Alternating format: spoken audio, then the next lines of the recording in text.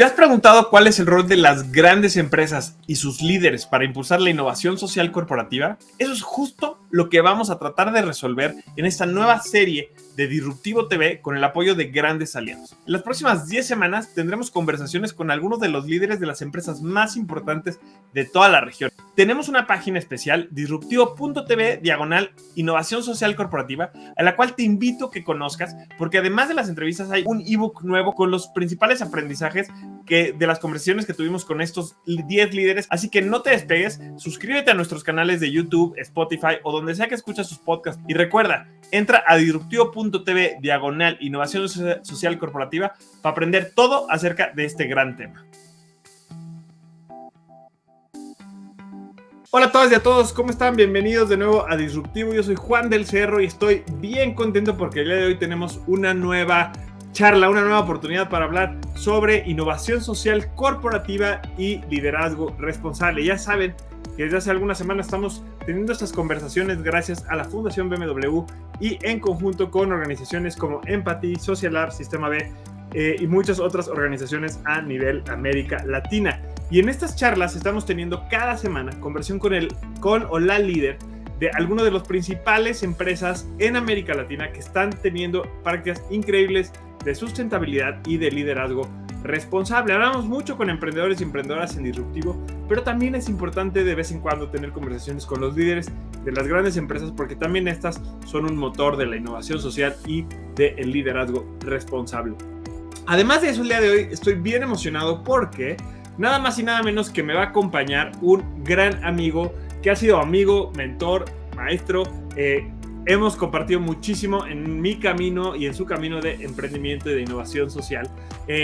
Desde que yo empecé realmente en este tema, él es Matías Rojas, director de operaciones de Social Lab América Latina. Para que los que no lo sepan, aquí en México, Disruptivo también es parte de la red de Social Lab, pero Matías es quien dirige toda esa red a nivel LATAM de Social Lab, que ya nos va a platicar ahorita un poquito más y anda por acá con nosotros.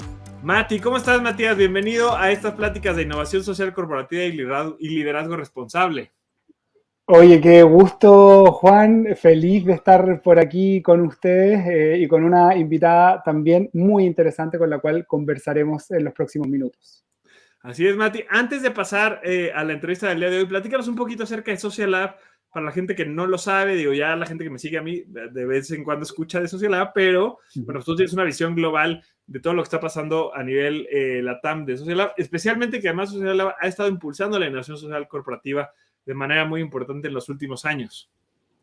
Sí, o sea, creo que probablemente lo más importante a comunicar hoy es que nuestro foco, como tú dices, es la innovación social corporativa, es decir, ayudar y acompañar a grandes empresas a poder walk the talk, a poder transformar esta visión del triple impacto, del impacto socioambiental en las prácticas del día a día, y por eso es que nos hace mucho sentido estar conversando también con empresas y representantes y líderes de empresas que han recorrido este camino. Y también me importa porque ¿dónde se cruza esto con el emprendimiento? Me importa mucho mencionar que desde el 2010 que estamos en este camino del emprendimiento, vemos que la amplificación del impacto social de los emprendedores sociales ocurre cuando se conectan con otros, cuando colaboran con o grandes empresas o gobiernos. Por lo tanto, hace todo el sentido del mundo de entender cómo estas grandes empresas están hablando y viviendo el triple impacto para que emprendedores sociales también puedan aportarles valor, y esa no es una suma, es una multiplicación de fuerzas, pueda amplificar el impacto socioambiental. Y es que es realmente imposible hablar, ¿no?, de emprendimiento social o de emprendimiento de impacto sin hablar de los otros actores del ecosistema del mercado que también impulsan ese tipo de iniciativas. Y de hecho, muchas de las grandes startups y de los grandes emprendimientos que hemos visto traer innovación social, impulsar la innovación social, acaban terminando o trabajan o empiezan justamente de la mano de algunas de las grandes empresas como las que hemos tenido acá en estas conversaciones impulsadas por la BMW Foundation. Y pues Mati, a ver, platícanos de la empresa que tenemos con nosotros el día de hoy, bueno, de la líder que tenemos con nosotros el día de hoy, que además representa una empresa muy querida en muchos países de América Latina, que esperemos que tenga también cada vez más presencia porque nos encanta su producto. Pero bueno, hoy no venimos a hablar de lo rico que es su producto, sino de lo interesante y lo buenas que son sus prácticas de innovación social y liderazgo responsable. Platícanos un poco de nuestra invitada del día de hoy. Bueno, cuando empezamos a definir qué invitados, qué líderes queríamos que estuvieran presentes en estas conversaciones, a mí una de las primeras empresas que se me vino a la cabeza fue Juan Valdés y hoy yo decidí invitar a María Camila López, no solamente porque Juan Valdés es Juan Valdés y la empresa que conocemos y lo rico del producto de lo interesante de su propuesta de valor, sino que también ella lideró, bueno, lleva casi 6 años en Juan Valdés, pero lideró la certificación B de Juan Valdés y por eso para mí era clave que podamos escucharla, así que ahí le doy la bienvenida a María Camila a que se pueda sumar a esta pantalla para que estemos los tres. Buenísimo, pues sí, ahora ya está con nosotros María Camila. Ahora sí estamos desde Ciudad de México, Santiago de Chile y Bogotá, Colombia. Ahora sí ya está muy internacional esta conversación. Bienvenida María Camila aquí a Disruptivo. ¿Cómo estás? Hola Juan, hola Matías, ¿cómo están? Yo encantada de estar acá, muchas gracias por la invitación. No, hombre, estamos encantados. Y ya ahorita vamos a platicar. Matías tiene por aquí varias preguntas que queremos hacerte. Sin embargo, bueno, pues seguramente hay gente allá afuera que no sabe bien qué es Juan Valdés, ¿no? Que quizá no conoce el nombre, la marca todavía. Danos una muy breve introducción de qué es la empresa y ya ahorita entramos a platicar acerca de lo que están haciendo y de su visión en temas de innovación social. Claro que sí, encantada. Pues mira, Juan Valdés es la marca de los caficultores, es decir, de los productores de café colombianos. Es una marca que es propiedad del Fondo Nacional del Café. Fondo Nacional del Café es un fondo que administra todos los bienes y servicios de la comunidad cafetera en el país, en Colombia. Y este fondo tiene esta marca Juan Valdés, la cual nosotros usamos y por el uso de la marca entregamos anualmente unas regalías para que en ese fondo puedan seguir generando valor para nuestros productores en Colombia. Esta marca es propiedad de la Federación Nacional de Cafeteros. La Federación Nacional de Cafeteros es el dueño principal de Procafecol, que es la compañía bajo la cual yo trabajo, promotora de Café Colombia. Y como les digo, pues nosotros nacimos con propósito. Desde que fuimos creados en el 2002, ya este año estamos cumpliendo 20 años, fuimos creados con el propósito de generarle valor a los caficultores y las caficultoras del país en ese último eslabón de la cadena, que es la comercialización del café premium en Colombia. Estamos más o menos en 40 países en total, con presencia en aproximadamente 14 países con tiendas. El resto es a través de otros canales como retail, Oreca, y tenemos también, bueno, como consumo masivo y todos los otros canales, digamos, digital también se ha vuelto cada vez más fuerte, pero esa es básicamente nuestra presencia en el mundo. No, pues es sin duda es un caso increíble, además que también estamos acostumbrados, bueno, al menos en México estamos acostumbrados, cada vez vemos más de estas marcas americanas, europeas, ¿no? Cafeteras que vienen a tomar el mercado. Entonces está genial que podamos también conocer las experiencias y ver el crecimiento de marcas latinas que también tienen una presencia cada vez más importante. Mati, pues cuéntanos, a ver, vamos a preguntarle y vamos a poder aprender realmente de María Camila un poco acerca de su perspectiva también del tema del liderazgo responsable. Buenísimo, sí, gracias Juan. Bueno, una de las cosas que hablábamos también con María Camila es poder dejar de hablar solamente de la estratosfera, digamos, de estos acuerdos amplios, grandes que yo creo que muchos de los de aquí y los que están escuchando comparten, que es que las empresas deben transitar hacia el triple impacto para agregar valor integral a la sociedad. Y quisimos ir un par de escalones más abajo y explorar y que Camila nos pueda contar cómo esa declaración que está arriba se pudo tangibilizar en el día a día. Entonces, ahí mi primera pregunta, María Camila, que tiene que ver con el liderazgo, con tu liderazgo y con los liderazgos que empujan a Juan Valdés hacia este triple impacto, hacia una visión futura de hacer la empresa del futuro también. Entonces, lo que te quería preguntar es si es que ves que sean necesarios ciertos cambios en el liderazgo empresarial tradicional, llamémosle, para poder generar el impacto socioambiental también, no solo la maximización de utilidad. Entonces, ¿qué cambios crees tú que necesitan los liderazgos empresariales actuales para transitar hacia ese camino? Bueno, gracias Matías por la pregunta. Bueno, cuando yo estaba analizando esto que tú me mencionabas, lo primero que se me vino a la cabeza es el tema de conectar con el propósito. Y cuando uno habla de conectar con el propósito, tiene que partir de un principio y es todos a algún nivel nos estamos moviendo desde el propósito. Y nuestro propósito no necesariamente es común, pero todos los seres humanos tenemos algún nivel de propósito. Cuando estamos hablando de conectar con el propósito, es como desde el liderazgo entendemos primero qué me mueve a mí como ser humano desde el liderazgo, qué me mueve para tomar una decisión de cambio y ser un agente de cambio en el otro, y desde ahí, cómo hago que los otros, aquellos en los cuales tengo influencia y en los cuales estoy liderando, puedan efectivamente producirse esos cambios. Entonces, esto pasa desde una reflexión que puede ser un poquito filosófica si se quiere y profunda, como desde el ser, hasta, bueno, cómo desde la actividad que yo desarrolle y desempeñe, en mi caso como líder, digamos, de todos los temas de sostenibilidad en la compañía, empiezo a permear cada uno de los procesos bajo los cuales la organización se está desarrollando.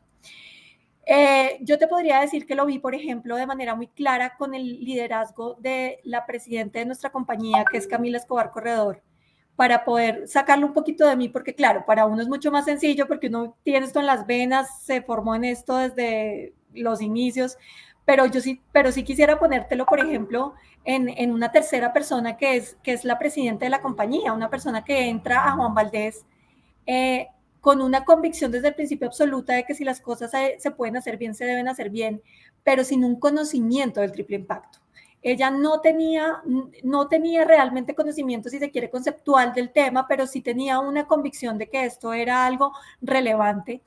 Y al mes de estar en la organización, yo me siento con ella y le digo que estábamos a 2 meses de tener, en ese momento era el encuentro en Chile, en Puerto Varas de la comunidad de empresas B, donde todavía no éramos certificados, pero estábamos invitados a uno de los paneles principales. Y este momento en que ella asiste a esto, asiste como un acto de fe literalmente, pero cuando asiste allí y ve una comunidad de personas que todos están hablando del propósito de triple impacto, de lo importante que es llevar las organizaciones a otro nivel, de hacer las cosas con transparencia, considerando los grupos de interés más allá de los accionistas, ella llegó y dijo, yo entendí, y esa fue la frase que les dije ahorita, es de ella literal, ella dijo, yo entendí que si las cosas se deben hacer bien, se tienen que hacer bien. O sea, no hay ninguna discusión, no, es una conversación que no se debería ni siquiera dar, y es, si una compañía tiene una obligación de hacer las cosas con triple impacto, lo tiene que hacer y punto. Fíjense que eso es conectar con el propósito. O sea, logramos que ella, que no ni siquiera entendía qué era eso de las empresas B y demás, llega a un lugar, ve un comportamiento de un montón de convencidos que los negocios eran más que dinero y más que dar utilidades, y se conecta a ella con un principio también ético de sí misma de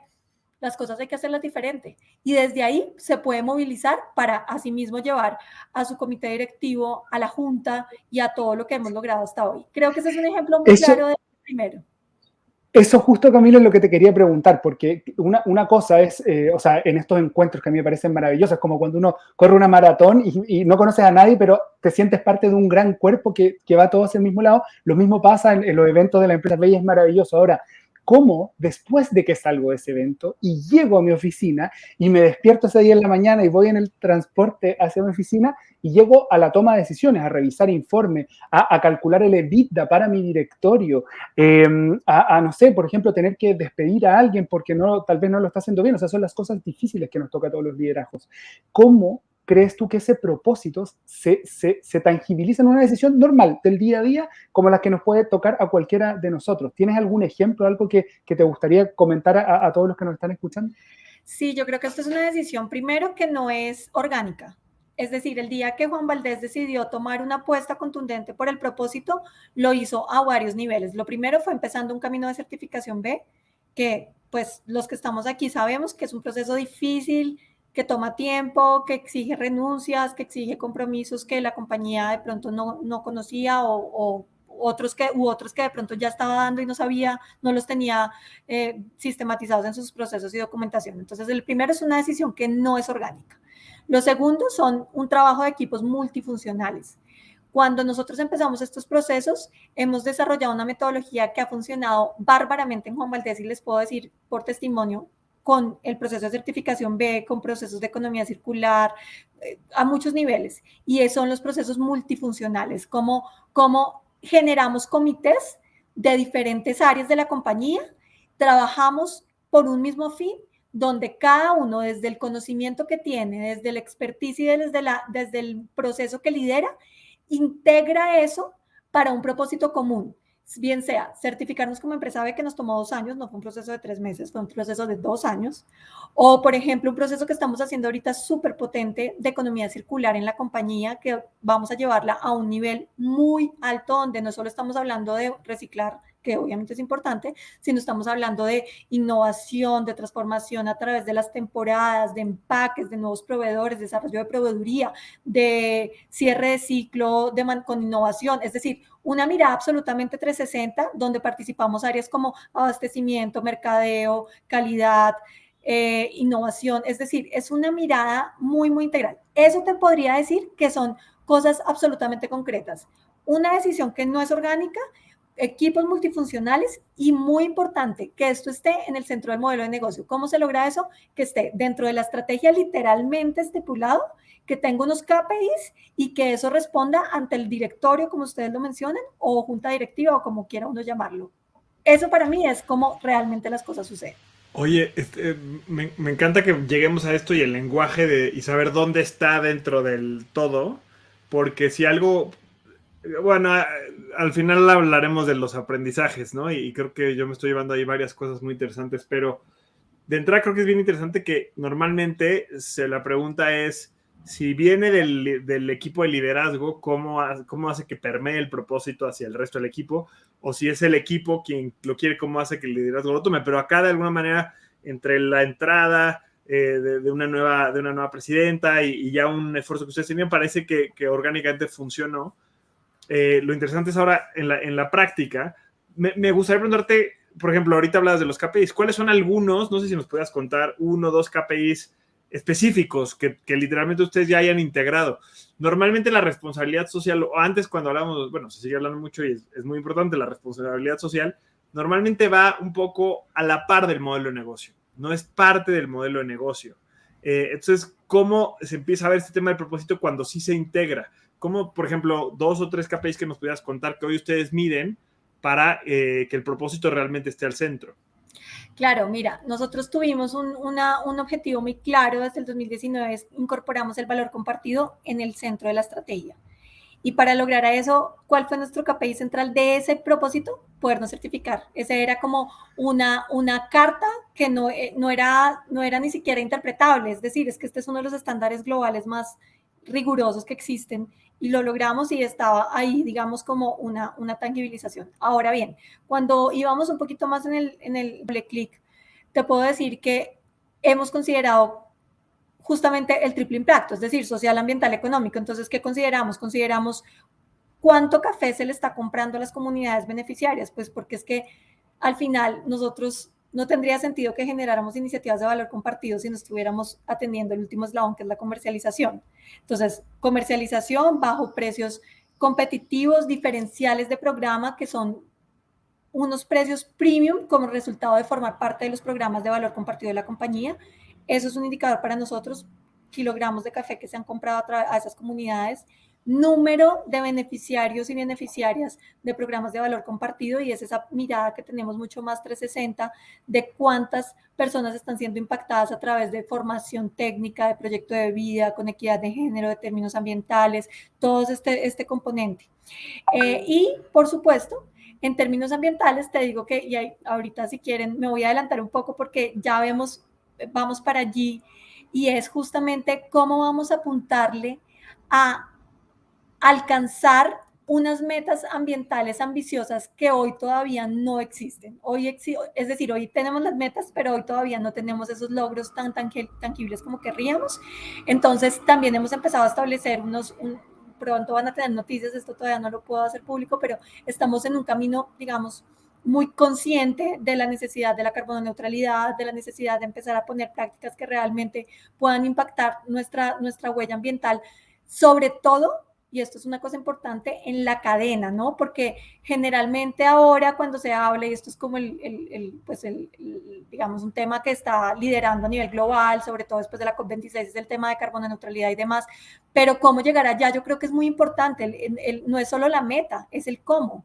Y es, si nosotros sabemos, y eso ya lo medimos a través de nuestra huella, y perdón si me estoy alejando, pero es que me parece relevante decirles esto, que nuestro mayor impacto ambiental radica en la cosecha y en el beneficio, es decir, después de la cosecha, en el proceso de los caficultores, ahí es donde tenemos que atender. Por eso nuestros KPIs se están concentrando a nivel ambiental en cómo atender esa parte justamente de nuestro impacto. Entonces, esos te podría decir, Juan, que son como te menciono 3, digamos, dentro de lo que puedo revelarles hasta ahorita. Está perfecto porque, perdón, te interrumpí, no, pero está perfecto porque creo que muchas veces hablamos de esto y del ideal y de lo bueno que es, pero no siempre se ve pues, cómo se mide, ¿no? Y ojo, que para hacer esto y para medir esto hay que invertir en esto, ¿no? O sea, es tiempo, es dinero, son recursos de la empresa. Entonces creo que está padre ver, está bacán ver cómo se lleva a la práctica, que eso es lo que muchas veces nos falta y no se acaba de entender. Porque claro, a nadie te va a discutir que es importante, ¿no? El tema del impacto, que las empresas son más sustentables, pero ¿cómo lo llevas a la práctica? Que ese es el foco de estas conversaciones, además, ¿no? Tratar de romper ese tema de que todo el mundo dice que es importante, pero no todo el mundo lo está aplicando de la manera correcta, ¿no, Matt? Oye, ahí Juan, de hecho, ese punto, y bueno, ahí tú, María Camila, vas a filtrar lo que quieras y no decirnos, pero queremos saber un poquito más de detalle, porque lo que tú nos cuentas es maravilloso, pero me imagino que detrás de eso hay mucho trabajo, hay dificultades que sortear, hay complejidades que superar, y queremos que, sin nombre, apellido, sin algo puntual, pero si nos puedes contar limitaciones, desafíos, dificultades que tú has tenido que vivir en casi estos 6 años de estar avanzando hacia esa triple impacto y sostenibilidad socioambiental, pero al final con una empresa, y al final esa robustez de la empresa, esa burocracia de la empresa, que es la que la hace crecer y ser escalable, también puede afectar negativamente cuando uno trata de hacer cambios o girar un poco el timón para el otro lado. Entonces, ¿tienes algunas desafíos o dificultades que te haya tocado vivir que nos podrías compartir a todos los oyentes para aprender de eso también?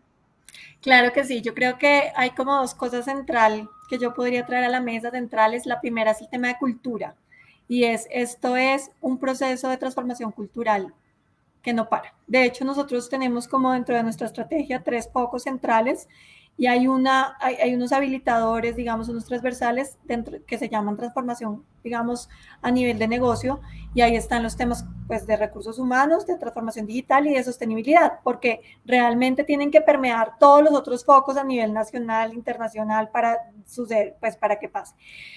Entonces yo diría que el primer reto que hemos tenido es sin duda la transformación cultural a nivel no solo de grupo interno, sino también de grupo externo.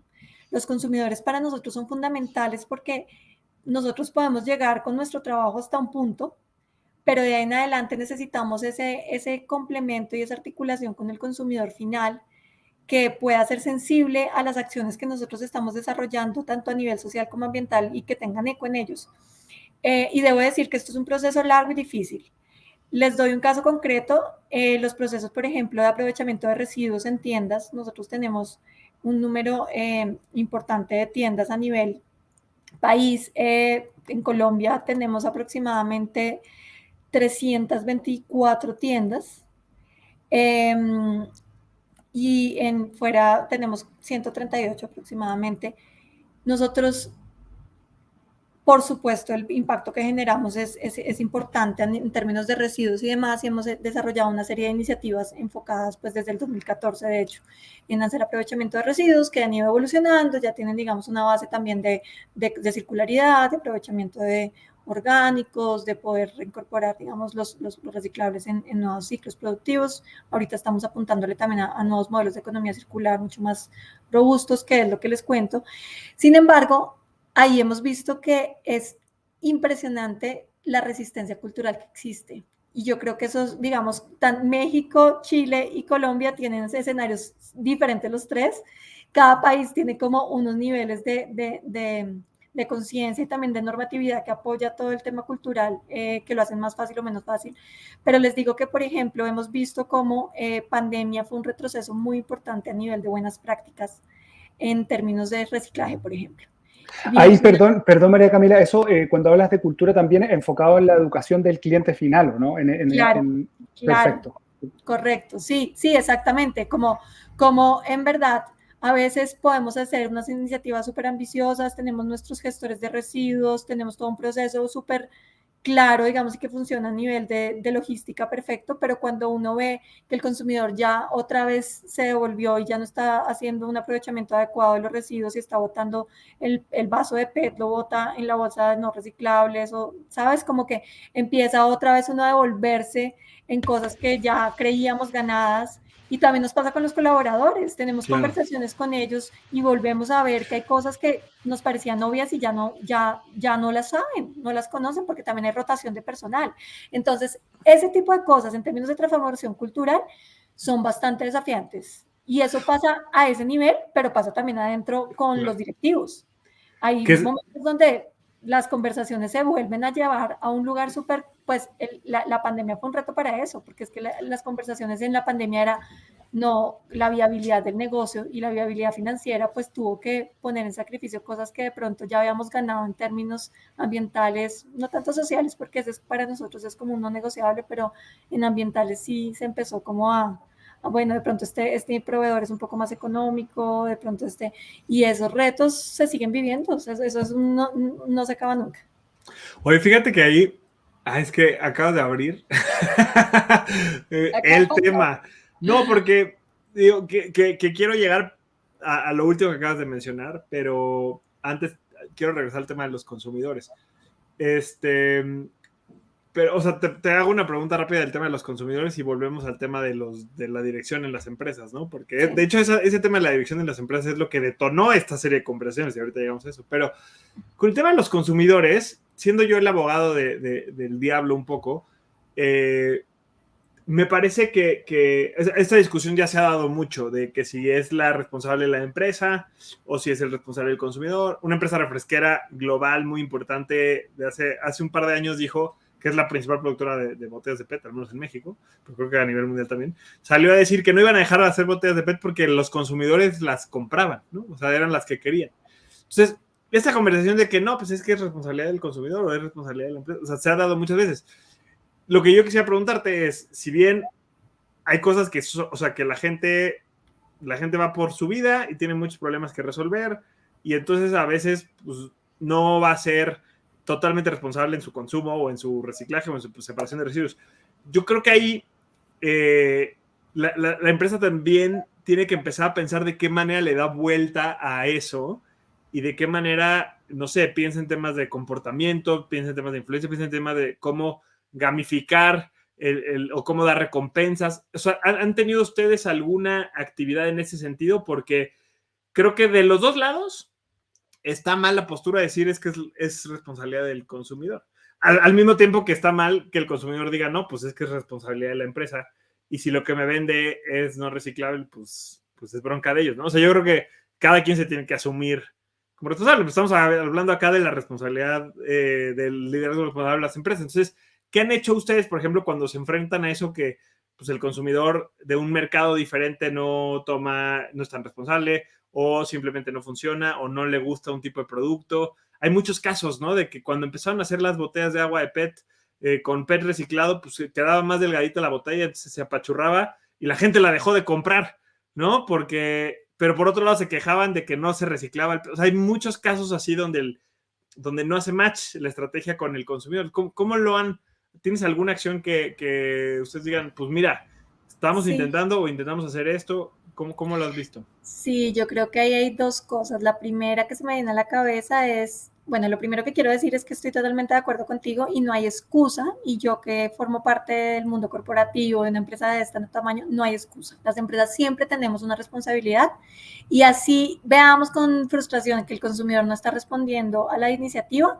Hay que seguir explorando maneras, digamos, creativas e innovadoras. Para eso Social Lab es muy bueno de generar innovación y demás, porque hay que buscar el camino. Hay que buscar el camino, pero la solución no es decir como, bueno, no, es que definitivamente el consumidor no le importa. Y un poco, uno escucha eso en el mundo corporativo, lo digo con toda el orgullo, en mi compañía no, pero uno sí lo escucha y es como, no, pues entonces no, eso no tiene sentido porque el consumidor igual no le importa o lo sigue comprando al más barato y no, eso no es la postura definitivamente. Dicho esto, hay procesos, ¿no? Y no todas las batallas se ganan en la primera, entonces hay caminos que hay que tomar. Por ejemplo, nosotros hicimos un cambio hace unos años de mezcladores de madera, teníamos unos de plástico envueltos y demás, los cambiamos a madera y al comienzo el consumidor fue súper renuente, que pues les parecía súper desagradable, que porque los cogían con la mano, entonces que había contaminación cruzada y teníamos como... Pero del otro lado, o sea, tu ejemplo me trajo de una vez esa conversación que la tuvimos que vivir. Del otro lado te quejaban mucho porque eso era un plástico de sobre el plástico del plástico, el mezclador anterior. Entonces, un poco eso cómo se logra a partir de pedagogía, de conversaciones, la primera línea de nuestra compañía son nuestros, como les llamamos nosotros en Juan Valdez, baricultores, que son las personas de los técnicos de café, los que están al frente del consumidor explicándole por qué se hacen esos cambios. Desafortunadamente les cuento que con la pandemia, por normatividad en Colombia, nos tocó volver a los mezcladores de plástico porque nos lo exigieron.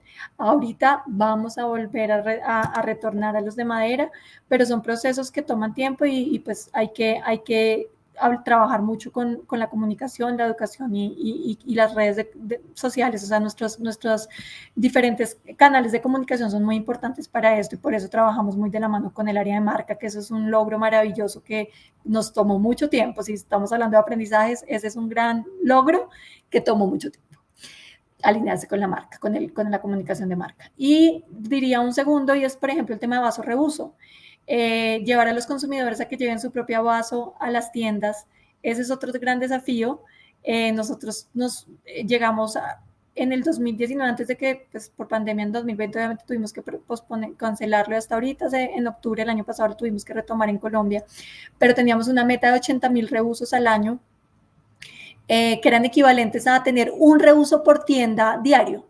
Eso no es una meta muy ambiciosa, pero cuando uno mira, digamos que los impactos que se pueden generar son bastante positivos y también es una transformación del consumidor. Llegamos al 56% de la meta en su momento y ahorita se volvió a retomar, donde vamos a tener una estrategia mucho más ambiciosa con fríos y calientes y demás.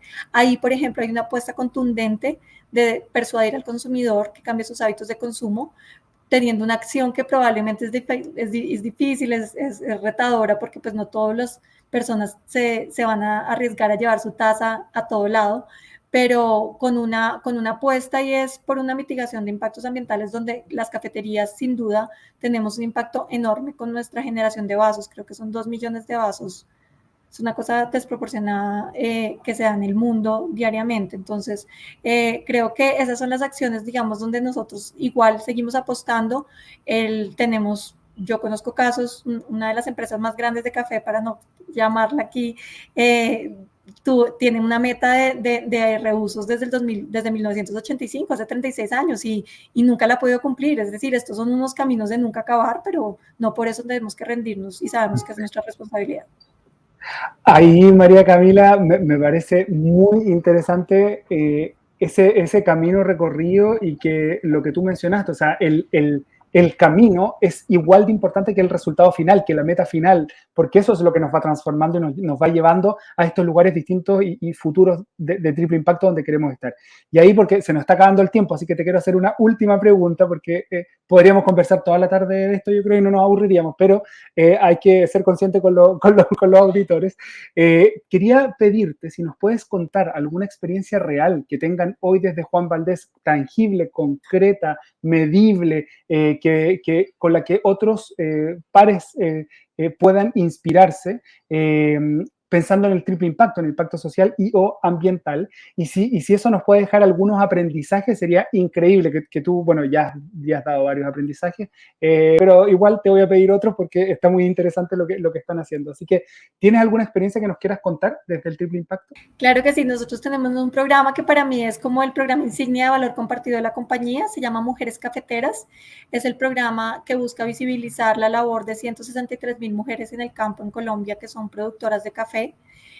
Nosotros contamos en este momento con alrededor de una base como de 800 mujeres en total, es un universo de 800 mujeres dentro de las cuales la mayoría de estas están asociadas, son 8 asociaciones en el país y una cooperativa en 6 o 7 regiones del país. Es un programa que empezó en el 2017, hoy estamos hablando de un producto de línea, esto es muy importante de mencionar porque por eso es tan exitosa y es que esto ha crecido articulado con un modelo de negocio súper claro, donde tenemos un producto que es uno de los orígenes más vendidos de Juan Valdez actualmente, está teniendo un proceso de internacionalización súper interesante también este año, lo van a tener también en sus países.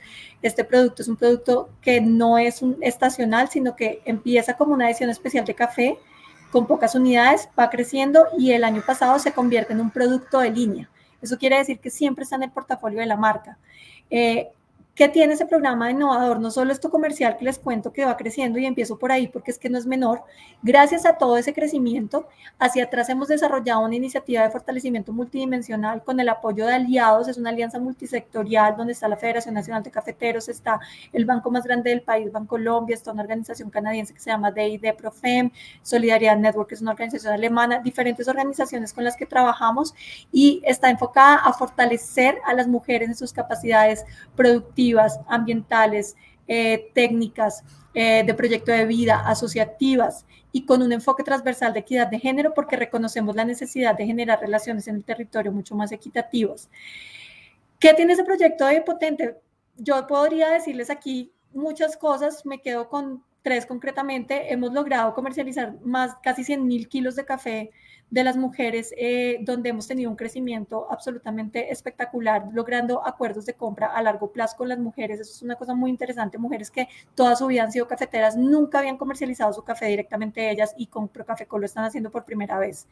Tenemos también unas mejoras importantes en sus capacidades productivas. Ellas han tenido formación a muchos niveles en términos de educación financiera, en términos del beneficio, es decir, el proceso de post cosecha, y gracias a eso ellas han mejorado sus condiciones, el factor de rendimiento, como es llamado, que determina también el precio que se les va a pagar adicional al precio del programa, que siempre es un precio fijo de Juan Valdez que les paga a ellas por ser parte del programa, una reducción de consumos de agua en sus fincas del 80% en el proceso de beneficio, como resultado de mejoras y de infraestructura que se ha implementado en las fincas, construcción de procesadoras de pulpa que proporcionan una gestión adecuada de las aguas residuales y de los aguas residuales de café, de todo el residuo del café en el proceso de beneficio. Todas estas acciones, digamos que te podría mencionar muchas, Matías, pero solo te menciono estas 3 o 4, les menciono como para que se den idea de cómo esto es tangible, concreto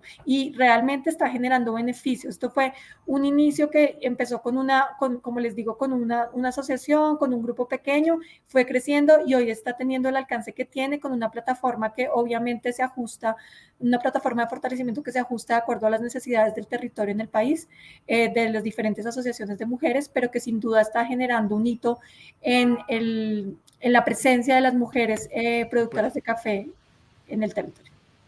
Oye, María Camila, te agradecemos muchísimo y seguro que podremos hablar un montón de más de iniciativas porque se ve que tienen mucho camino recorrido. Nos encanta además, creo que escuchar cómo no es fácil para ustedes hacerlo y es retador y a veces tiene que haber un cambio de mentalidad, pero en la práctica lo están llevando a cabo y lo están incluyendo, lo están haciendo parte integral. Yo creo que para muchas empresas en la crisis de los últimos 2 años, pues tocó cortar, ¿no? Desde cero estas iniciativas, desde la cabeza estas iniciativas se quedaron, recortaron al 100% los presupuestos. Entonces es increíble que ustedes hayan aprendido también cómo a ser resilientes y a adaptar todas estas prácticas y programas y que sí hubo pasos hacia atrás, pero también está habiendo pasos hacia adelante. Así que nos encanta tu testimonio. Luego es bien fácil venir y decir qué buenos somos y miren todo lo que hacemos, pero también reconocer que hay cosas donde pues, no siempre fluye. Es bien importante. Tenemos que cerrar esta conversación el día de hoy, que está muy buena y se puede seguir un buen rato. Habrá que seguirla luego con un buen cafecito. Pero por ahora, Mati, ¿qué te parece si recopilamos un aprendizaje ahí, uno tuyo que te quedes y uno yo? A mí en particular me encantó el tema de hablar de los consumidores y de hablar de cómo la empresa tiene que tener siempre la responsabilidad de que incluso cuando el consumidor no se adapta o le falta o no toma acción de la manera en la que nosotros quisiéramos, como empresa tenemos que seguir empujando y tenemos que seguir buscando la empresa. No nos podemos deslindar desde esa responsabilidad y de decir, ya será el consumidor el que decida si recicla o el que decida si separa o el que decida si toma o no toma el poder de consumo, porque claro que hay una responsabilidad desde la empresa, pero que obviamente es mejor y va a ser más real pues que se tomen, que se implementen estas soluciones de sustentabilidad en la medida en la que todos seamos parte de ella, en la medida que todos encontremos valor en ellas. Eso me llevo yo como gran aprendizaje del día de hoy. Ahí yo complementar una de las primeras cosas que mencionaba María Camila de que estos cambios no siempre son orgánicos, no es que ocurran porque tienen que ocurrir, sino porque hay un cambio, un golpe de timón que dice, ¿sabes qué? Ese es el camino y eso implica todo el roce, todas las dificultades, todo navegar contra la corriente para poder llevar a cabo estos cambios. Entonces, desde el liderazgo responsable que María Camila está ejerciendo ahora, la presidenta que tú mencionaste al principio, y todos los que estamos empujando y remando el triple impacto dentro de las organizaciones, es clave reconocer que aquí hay que lanzarse, hay que lanzarse a la piscina, un salto de fe y luchar contra la corriente. Al final la inercia tal vez puede ser un poco abrumadora en ciertos casos y casi que deberíamos armar un grupo de triple impacto anónimos que podamos conversar estas cosas para apoyarnos y para impulsarnos a que estos cambios puedan ser reales, a pesar de que algunas veces, como tú decías, María Camila, nos toca retroceder para armarnos de fuerza y seguir avanzando. Así que yo te agradezco mucho, María Camila, me encantó la conversación porque una de las razones por las que me interesaba mucho que te escucháramos era por todo tu liderazgo en el proceso de certificación B, que en sí mismo ya es un proceso, pero aquí yo creo que descubrimos muchas cosas más de las que estás haciendo tú y Juan Valdés, que puede ser de gran aprendizaje para todos los que están oyendo. Muchas gracias, Matías, y gracias, Juan, por la invitación. Yo encantada de acompañarlos acá. Muchísimas gracias a todos, a Mati, María Camila, muchísimas gracias también a todo el equipo de producción de Disruptivo que está acá. Ustedes no los ven, pero aquí está detrás de cámaras o detrás de los micrófonos está Naye, está Diana, está Edgar, que estamos aquí trabajando en estas conversaciones de innovación social corporativa y liderazgo responsable impulsadas por la BMW Foundation en conjunto con Empathy, Social Lab, Sistema B y, por supuesto, Disruptivo TV. Recuerden que los principales aprendizajes de todas estas 10 conversaciones, son 10 conversaciones en total de líderes de innovación social corporativa, las vamos a tener en un ebook descargable, bueno, las tenemos ya, perdón, en un ebook descargable que pueden bajar en la página, que acá les tenemos el link para que lo descarguen. Además, por supuesto, sigan y conozcan más de las iniciativas de sustentabilidad y innovación social de Juan Valdés en su página y en sus redes sociales. Me despido de todos los que estamos acá y por supuesto muchísimas gracias, más que nada ya se me olvidaba, a ustedes que nos están viendo o nos están escuchando, ya sea a través de YouTube, a través de Spotify, de iTunes o de cualquier espacio donde escuchen podcast o vean estas entrevistas. Muchísimas gracias a todos. Así que pues vámonos y seguimos en esas conversaciones con líderes responsables y la red de BMW Foundation. Hasta luego. Muchas gracias, chao, que estén muy bien. Bye. ¿Qué te pareció esta conversación? Yo personalmente aprendí muchísimo. Si quieres continuar con el aprendizaje y entrar un poquito más en los detalles de lo que platicamos, no solo con el líder del día de hoy, sino con todos los líderes de esta serie de innovación social corporativa y liderazgo responsable, recuerda que puedes entrar a la página disruptivo.tv/innovación social corporativa y descargar completamente gratis el ebook en el que se recopilan los principales aprendizajes de estas 10 entrevistas. Me encantaría saber lo que opinas tú sobre el tema en redes sociales, así que escríbeme en @delcerrojuan en todas las redes o @disruptivotv. Te escuchamos y conversemos así juntos sobre innovación social corporativa y liderazgo responsable.